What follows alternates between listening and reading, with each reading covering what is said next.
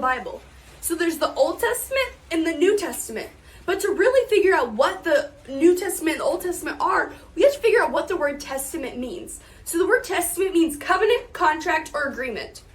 So what does it mean if we have the Old Covenant and the New Covenant? Well, let me tell you. So the Old Covenant is the Old Testament, where it follows God and his chosen people, the Israelites.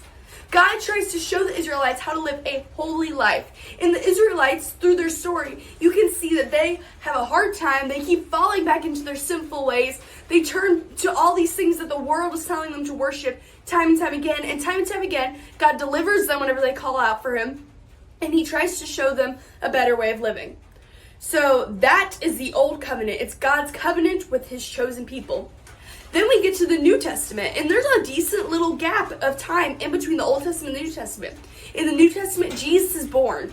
Jesus fulfills all the prophecies in the Old Testament. And whenever Jesus is born and whenever he starts his ministry, he starts what's called the New Covenant, which is the New Testament. So the New Covenant follows Jesus and how him dying on the cross for our sins and then rising again 3 days later is showing us our salvation. He is our way to have a new life in him. In the Old Testament, the people had to sacrifice animals. They had to do all these different things to honor God, to be able to live a holy life. But Jesus says that we can ask for forgiveness if we declare with our mouths that Jesus is Lord. And if we ask for forgiveness, then he will forgive us. There's no need for animals. There's no need for any sort of secrecy about God.